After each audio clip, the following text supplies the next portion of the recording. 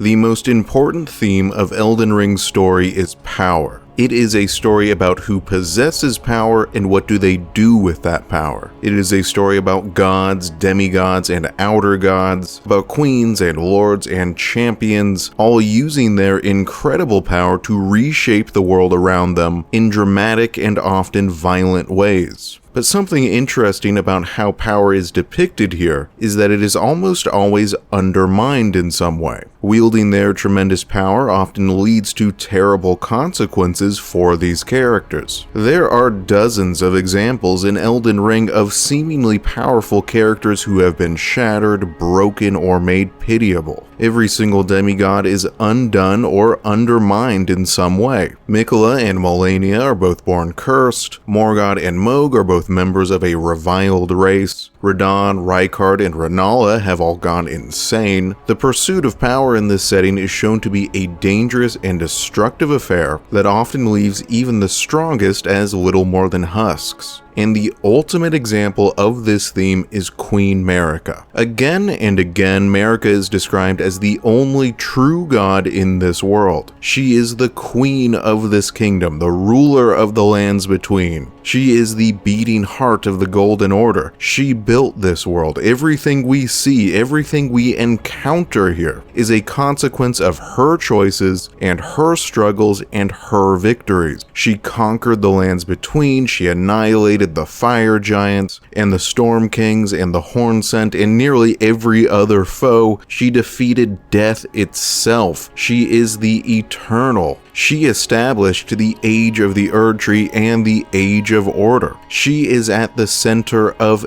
everything. The basic purpose of our player character's journey is to seek her, to become her new consort. Every single action we take in the game is either for her or because of her. However, in the end, when we finally reach her, she does not appear very powerful at all.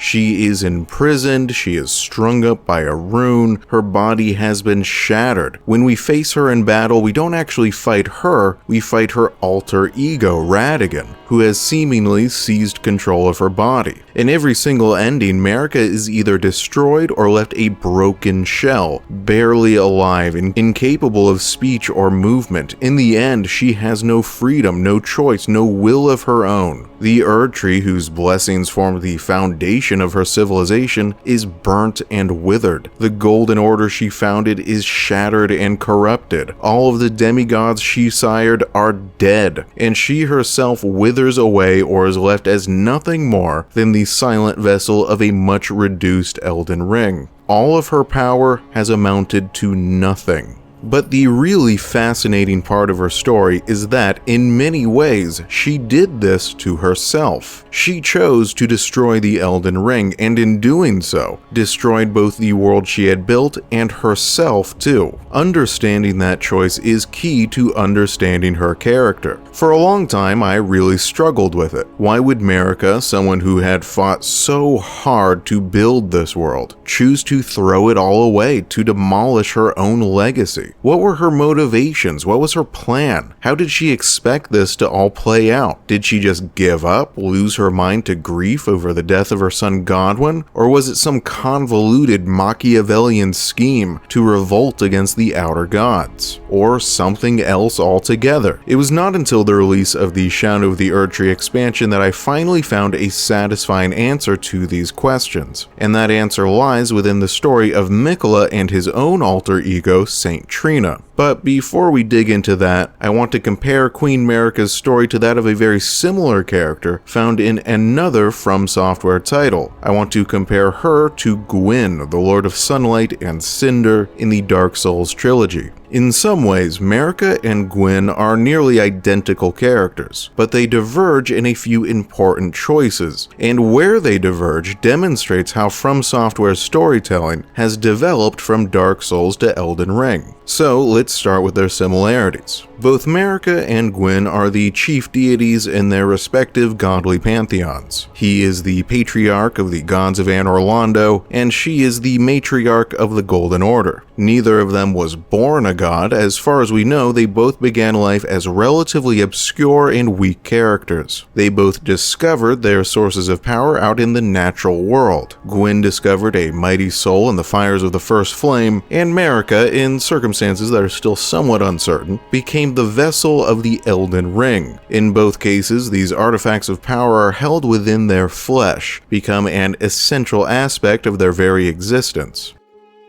They both used their newfound power to wage war upon the rulers of the previous age, and then went on to found glorious new fantasy kingdoms among the rubble. And in both cases, these kingdoms were centered on a shining golden capital city built atop a sunlit towering plateau. In essence, they both reshaped the entire world according to their own desires. For a time, they both ruled over a golden age, but eventually cracks began to appear. In Dark Souls, the first flame began to fade, while in Elden Ring, the Erd Tree began to gradually lose its splendor. And a lot of other things happened too, but what's important is that both kingdoms became aware of their own mortality, this simple, inevitable truth that nothing lasts forever. In the end, when we encounter these characters in the final battles of their respective games, both of them are revealed to be little more than broken husks of their formerly glorious selves. But this is where their stories diverge. Gwyn was so desperate to preserve his Age of Fire that he sacrificed himself to sustain it. He fed his own soul to the flame, giving it the power to persist at his expense. He cared more about saving the world he had built than he cared about his own life. On the other hand, Marika shattered the Elden Ring. As a result, the lands between were thrown into a catastrophic civil war from which it has never recovered. Unlike her Dark Souls counterpart, Marika is very willing to destroy the Golden Order, everything she fought for, everything she built, if it means she can achieve something else. And we'll try to figure out exactly what that something else is later in this video. And there's another big difference between Gwyn and Marika, which is Radagon. There is no equivalent of Radagon in the Lord of Sunlight's story. As far as I can tell, Gwyn always knows exactly what he wants to do and how to get it, whereas Marika has this split identity with contradictory motivations. She struggles just as much against herself as she does with external forces. But once again, we'll talk about her relationship with Radagon in much more detail later in this video. Another big difference is that Gwyn is not the only god in his setting.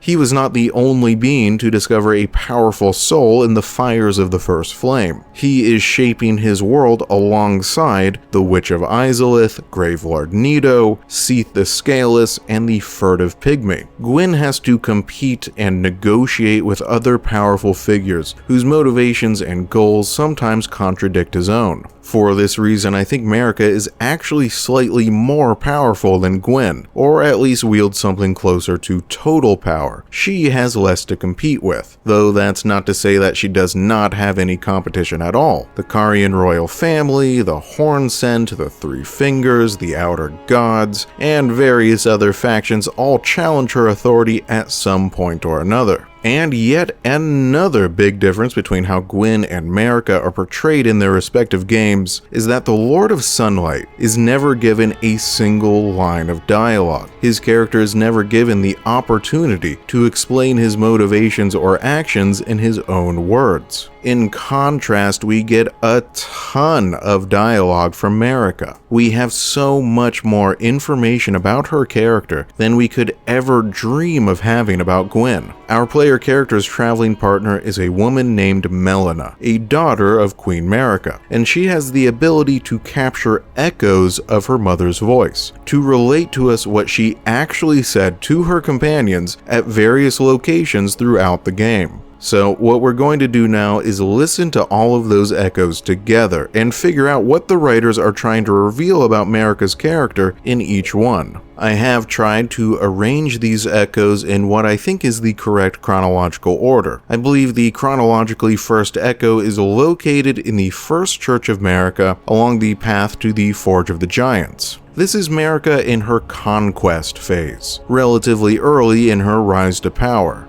when she is still waging war against the fire giants. As you listen, ask yourself, what is being revealed about her original motivations in this dialogue? What was she trying to accomplish at the beginning of her reign? Okay, here it is. Hark, brave warriors. Hark, my lord Godfrey. We commend your deeds. Guidance hath delivered ye through each ordeal to the place ye stand. Put the giants to the sword and confine the flame atop the mount. Let a new epoch begin, an epoch glistening with life. Brandish the Elden ring for the age of the Erd tree.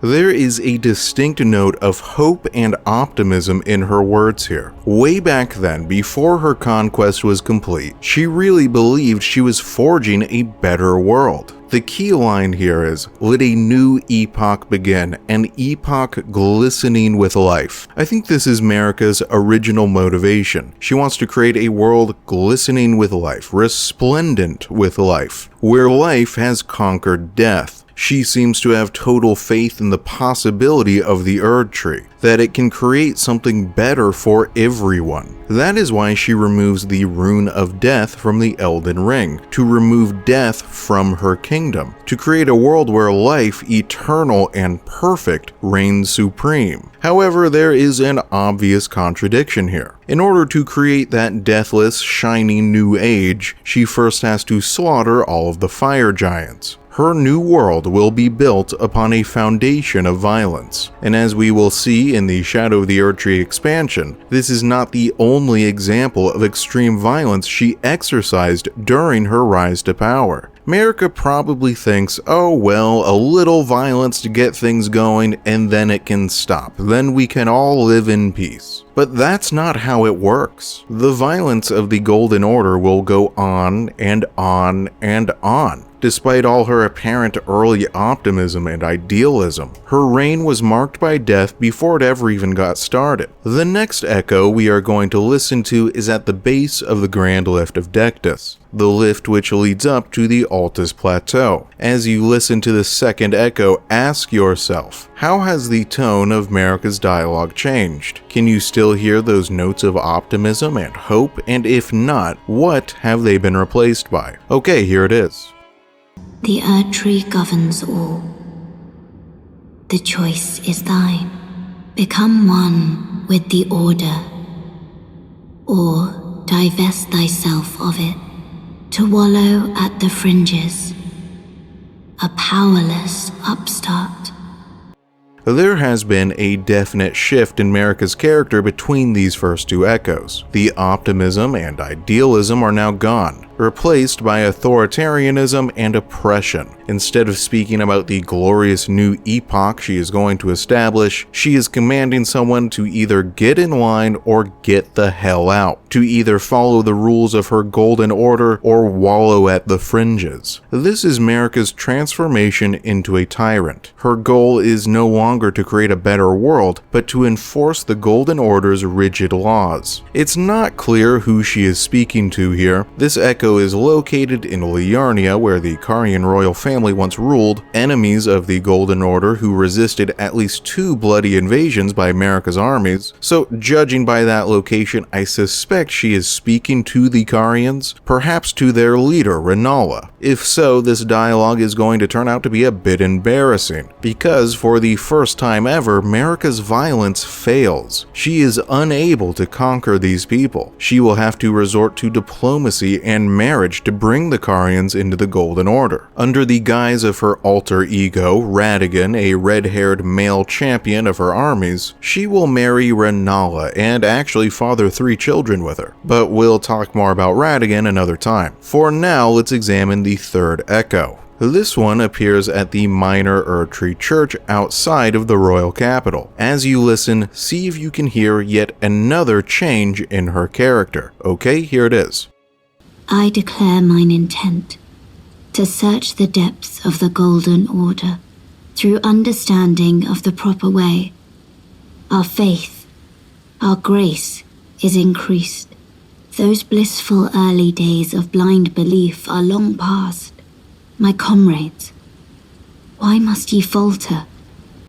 Marika has abandoned the blind optimism of her early days, her total faith in the possibility of the Erdtree's new world, perhaps even her belief in the absolute good of the Golden Order she herself helped establish. It is important to note that Marika has not been operating alone all this time. She has been working under the guidance of the Two Fingers, supposedly at the behest of the Greater Will, an outer god related to the divine essence of order. In this dialogue, it is revealed that Marika has become a more curious character. She wants to delve into the secrets of that Golden Order in order to better understand it. At this point, it is possible that flaws have already begun to appear in her kingdom, that the Erdtree has already begun to dim its blessings to diminish in power. These circumstances might be motivating her investigations here. Whoever she is speaking to does not seem to agree with her. Her companions are faltering. They do not want to delve into these secrets. Once again, it is not clear exactly who she is speaking to, but I think it would make for a more compelling story if it was Radagon, if she was essentially having a debate with herself here. There's a part of Marika that wants to leave it alone, to just remain in ignorance, who wants to continue to believe in the perfection of the Golden Order. But there is another part of her that must know the truth, that cannot help but peer behind the curtain.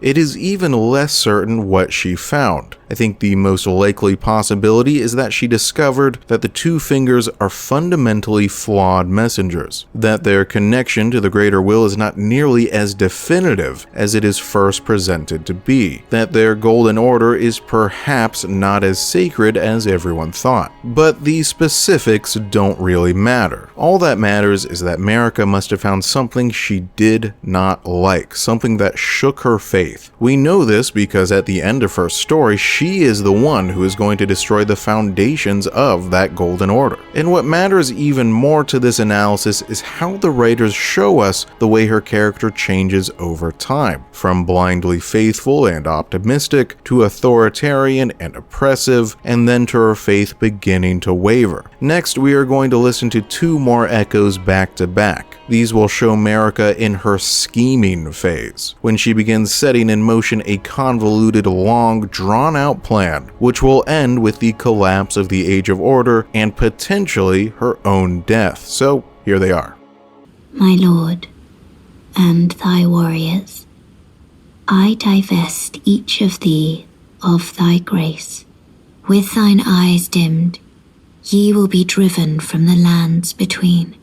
Ye will wage war in a land afar, where ye will live and die. Then, after thy death, I will give back what I once claimed, return to the lands between, wage war, and brandish the Elden Ring, grow strong in the face of death. Warriors of my lord, Lord Godfrey.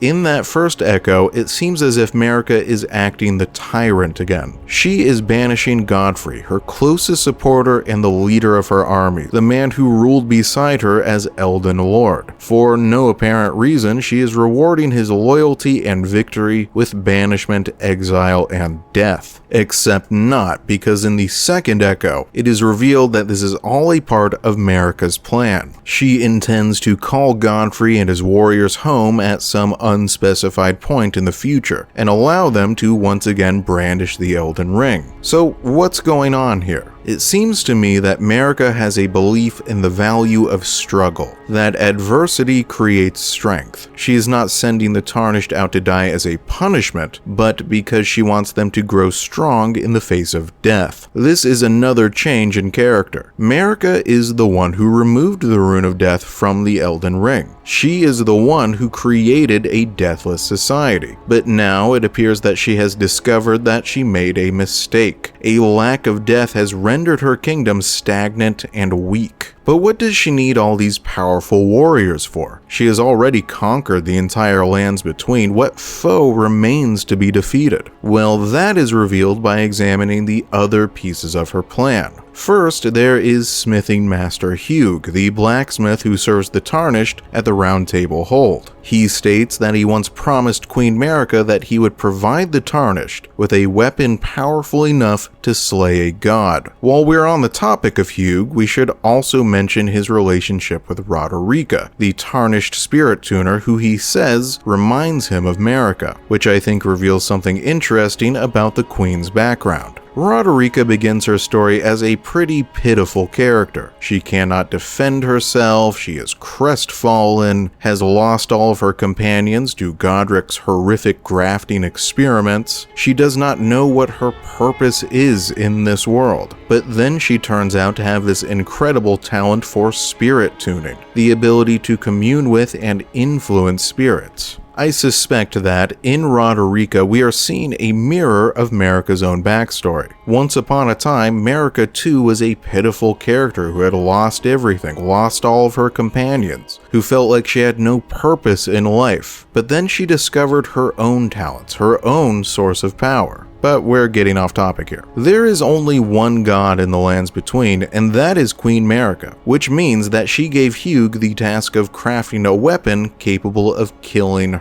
her. And in the Tarnished, she has created an army of warriors with the strength to do it. It seems that the whole purpose of this convoluted scheme is for her to die. However, Marika is locked inside the Erd Tree. Even if a Tarnished was strong enough to kill her, they would be repelled by thorns, which is why we need Melina. As previously mentioned, Melina is the daughter of Queen Marika, and her mother gave her a single purpose, perhaps even created her specifically just to fulfill that one all-important purpose, which is to burn the Erd Tree.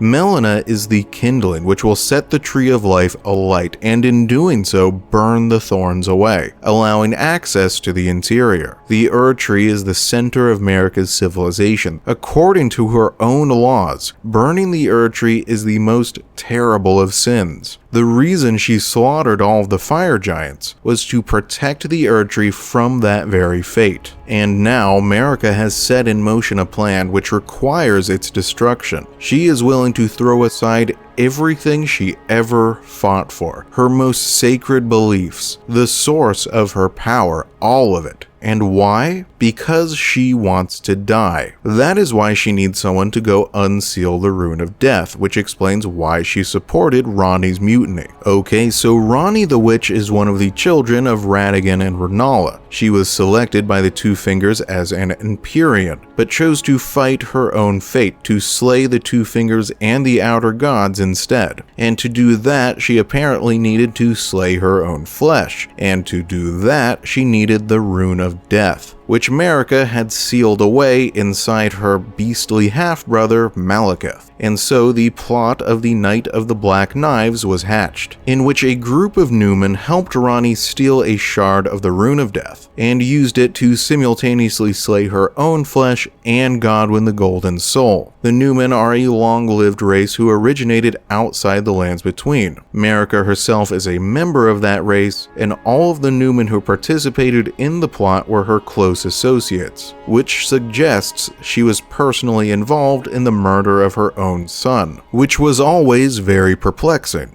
As we have seen, she is a character who is willing to destroy literally anything, no matter how important to her, in order to accomplish her goals. She will destroy the Erd Tree, the Elden Ring, the kingdom she built, and yes, her children too. I don't know exactly why Marika was unable to release the Rune of Death on her own. It is possible that Malekith would have refused to give it to her, is literally incapable of allowing his mistress to die, even if she wants to die. Whatever the reason, she needed someone else to do it, and Ranni's plot just happened to be a convenient vehicle to get it done. I'm not sure that Marika even cares whether Ranni succeeds in her larger plans. She just wants the Rune of Death to be released. Unfortunately, this plot did not succeed. at least not for Marika. Ranni only stole a small shard of the Rune of Death, not nearly enough to actually kill a god, meaning that Marika had murdered her own son for basically no reason, driving her to the brink, and this is when she chose to do something even more drastic. I think it is very possible that destroying the Elden Ring was never a part of the original plan, that she only did so as a last resort. The next echo we are going to listen to seems to have been spoken immediately before she committed this final desperate act, and reveals her motivation for doing so. So here it is. O Radagon, leal hound of the Golden Order, thou art yet to become me. Thou art yet to become a god. Let us be shattered, both. Mine other self. In this echo, Marika is speaking directly to Radagon, her other self. She reveals that he is in the process of seizing control of her body, of becoming her, of becoming a god, but that this process is not yet complete, and it will never be complete, because before that can happen, she will shatter them both. I believe that this scene from Elden Ring's first trailer takes place directly after this dialogue. In this scene, we can see Marika swing her hammer down onto the Elden Ring in order to shatter it, while Radagon desperately tries to take control of her body and use the same hammer to repair the Elden Ring, but he is too late. The Elden Ring is destroyed, and with it, so is their shared body. Remember, Marika is the vessel of the Elden Ring. It has become an essential part of her very flesh. If it is destroyed, then so will she. Unfortunately, she still cannot die. Without the Rune of Death, no matter how much damage she endures, she will live on as a broken husk. But why? Why does she want to die so badly? The answer to that question can be found in an unexpected place. It is Saint Trina who can explain to us what's going on here. Okay, so Saint Trina is the alter ego of Miquella, another of Marika's children and another Empyrean. Miquella has concocted his own convoluted scheme, which involves him murdering his own brother, manipulating a bunch of other people, shedding his flesh, fate, and emotions, all in order to ascend to godhood, to usher in a new age of compassionate tyranny to replace Marika's age of oppressive order. As part of this scheme, he also sheds himself of Saint Trina, his beloved other half. Just like Marika and Radagon, these are two identities occupying the same body who appear to have a romantic relationship with each other. And just like Marika and Radagon, they have contradictory motivations. When our player character finds Saint Trina, or what's left of her, she begs us to kill Miquella before he can ascend to godhood. And we're going to listen to her dialogue together to understand why. Okay, here it is. Miquella, stop. Don't turn the poor thing into a god. Godhood would be Miquella's prison. A caged divinity is beyond saving. Kill Miquella. Grant him forgiveness. In this dialogue, Saint Trina declares that total power is not a pleasant occupation. She suggests that if Miquella did become a god, he would not find happiness. Instead, he would become trapped in a golden, shining hell of his own creation, which would persist forever and ever. Stagnant, unchanging, and from which he could never escape. Which, when you think about it, is exactly what happened to Marika. The same thing is suggested by the description of her soreseal, which reads, "Solemn duty weighs upon the one beholden, not unlike a gnawing curse from which there is no deliverance." As we saw in her echoes, Marika was once a very optimistic and idealistic character. I think she really did want to build a better world. But that better world was founded on violence, on conquest and bloodshed. She fought brutal, bloody wars against the Hornsent, the Fire Giants, the Carians, dragons, the rulers of Stormvale and Castle Morn, even against the stars. She enslaved the Omen, the Misbegotten, and the Albinorics, so her kingdom became filled with suffering. Many of her own children were born cursed. Mesmer was infested by an abyssal serpent and was eventually exiled to the realm of shadow. The twins Morgoth and Mohg were born as Omen, creatures who were reviled by the Golden Order. Melania was born infected by an incurable rot that slowly mutilated her body. Mikola was born trapped in an eternal youth. As I discussed in my video on Mesmer, in fiction, cursed children are often symbolic of the sins of the parent, and Marika has committed a lot of sins. Slaughter, genocide, tyranny, slavery, the abandonment, banishment, imprisonment, and even murder of her offspring. It is interesting to note that none of Radagon's children by Rennala suffer from any of these same afflictions. There is something specific about Marika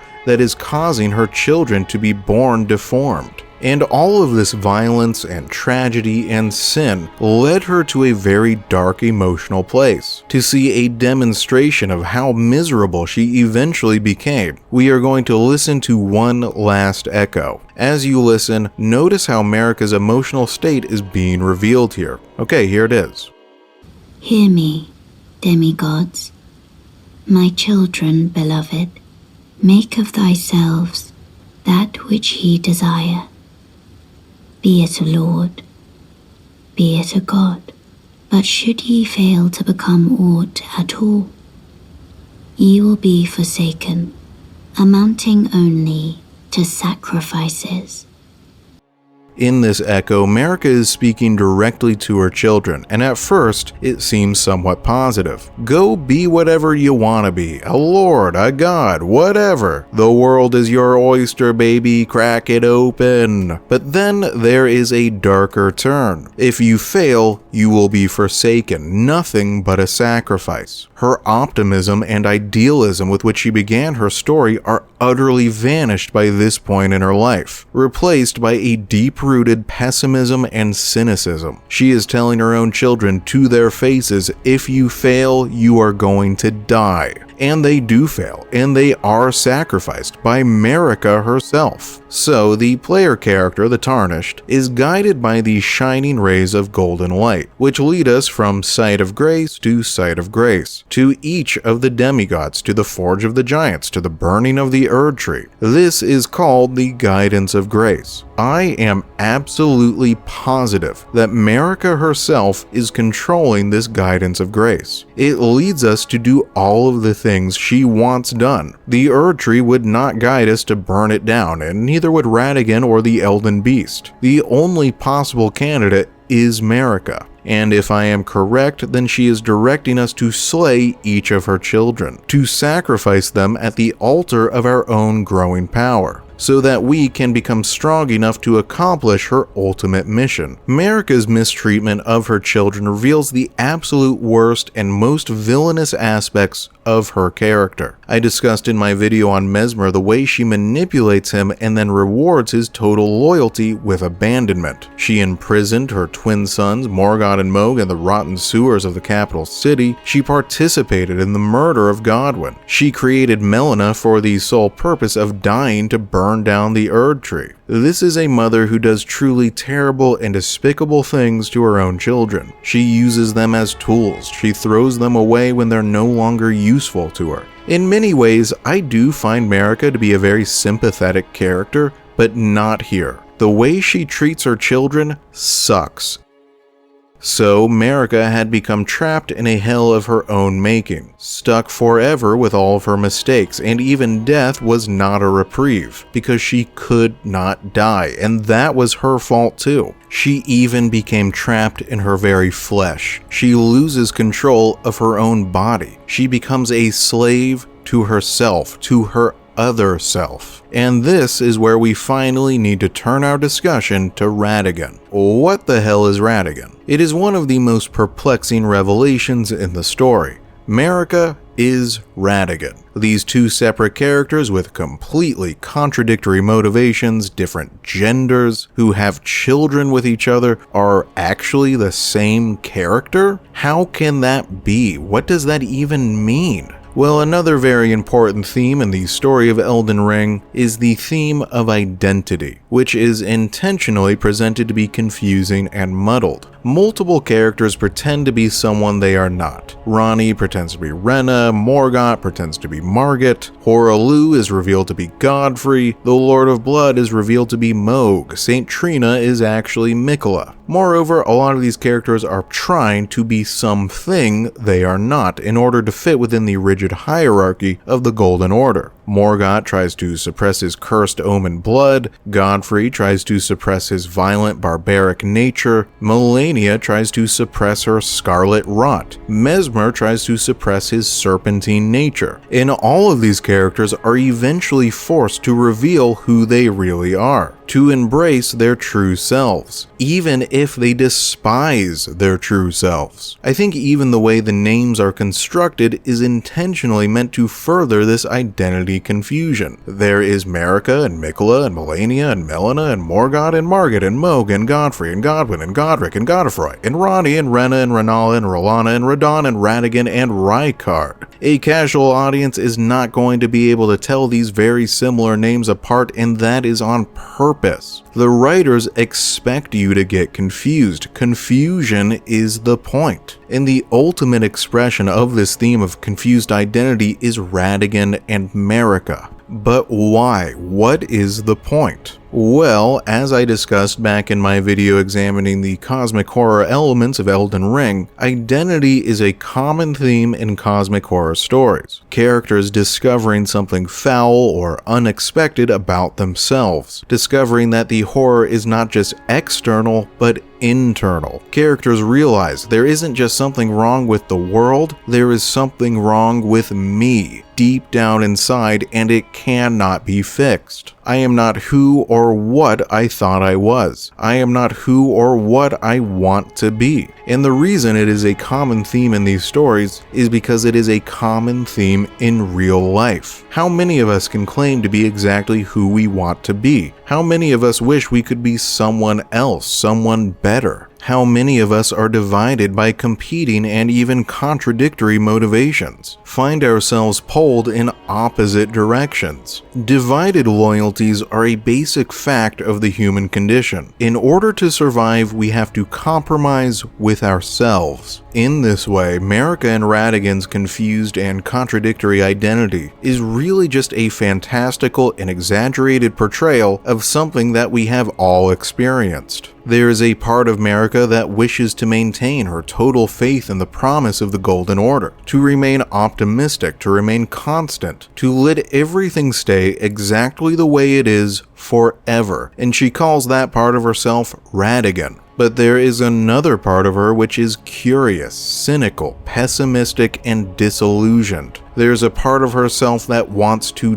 die, to end it all, to destroy everything she built and allow something new to arise from the ashes. And she calls that part of herself Marika. Because this is a high fantasy setting, instead of just having an ordinary internal debate, she literally battles her other self for control. This video is already running a bit long, so I'm not going to do a deep dive into Radagon here. My plan is to do a shorter follow-up video in which I examine his characterization. He is a little trickier because unlike Marika, we don't get any dialogue from him. We have to interpret his character entirely through item descriptions. For now, all you need to understand is that Radagon is essentially the opposite of Marika. Where she is changing, he is rigid. Whereas she would cast off her godhood, her duties, and destroy everything she had built in order to die, he would remain the eternal shining god of the equally eternal Golden Order, regardless of his own personal misery. And this difference leads to a catastrophic conflict. Instead of sharing their body, he seeks total control. And instead of relinquishing that control, Marika chooses to destroy them both. Before I end this video, I want to discuss how Marika's story was expanded in the Shadow of the Erdtree. To begin with, in the DLC, we finally learn her origins. It is revealed that Marika was born in a small village of shaman in the hinterlands of the Hornsense Kingdom. As a shaman, she probably would have been taught how to commune with spirits, to wield some small amount of magic, and to perform traditional rituals. But eventually, her life here was shattered, because the Hornsent have this bizarre ritual involving magical jars. Sometimes they chop up their criminals into little meaty pieces and shove them into these jars, inside of which the flesh is reformed into a single new being, a jar saint, a figure which the Hornsent appear to revere. For whatever reason, the Hornsent also believe that the flesh of shamans helps facilitate this process, that shaman flesh is more likely to fuse with that of others. So the Hornsent captured all of the shamans of Marika's village, tortured them by whipping their skin to make their flesh more malleable, and then shoved them into these jars, where they were reborn as these horrific, misshapen creatures. It is a pretty horrific fate. A lot of fans have speculated that Marika herself may have been a jar saint, that she is one of the few survivors of this process, that she emerged from the jar more powerful than she was before, perhaps even as a respected figure in Hornsent society. It doesn't really matter though. If you want to understand her character, what matters is that everyone she ever cared about was captured, tortured, and then killed. That at a young age she faced horrific suffering. With this revelation, I think the writers are trying to recontextualize her character. She was born of humble origins, then was forged in a crucible of tragedy and violence. This is intended to help explain why she removed the Rune of Death, why she tried to create a world where she would never have to watch someone she cared about suffer and die ever again. So her greatest mistake was motivated by tragedy. This tragedy also makes many of her later decisions seem extremely hypocritical. In the same way that her people were slaughtered, she will slaughter the Hornsent and the Fire Giants. In the same way that her people were enslaved and mistreated, she will enslave and mistreat the Omen and the Misbegotten. She created a form of oppressive theocracy very similar to the one she grew up in. Hornsent society seems to have been ruled by an organization of vicious religious inquisitors. Marika learned how to manage a kingdom from them, and it was not a lesson in compassion. Perhaps she just doesn't know any other way to order society. While growing up, she was never presented with any alternatives. Next, there is the Gate of Divinity. This is the site where Marika ascended to Godhood. The exact details of the ritual she performed here are unclear. There are mentions of deceit, of betrayal, of an original sin. There are thousands upon thousands of petrified corpses here. In the trailer, we can see her tearing golden threads out of a mass of flesh. The precise details are unimportant, whether she sacrificed all these people in order to become a god, or whether she slaughtered them all out of revenge after she became a god, or whether it was actually Godfrey or her other supporters who did the killing. What is important is that her ascendance to godhood involved a horrific act of violence, that all of her power, everything she achieved, was built upon a foundation of blood. It is a common theme in fiction that that which is born in violence will live on in violence. And so from this moment on, Marika was doomed to never find peace.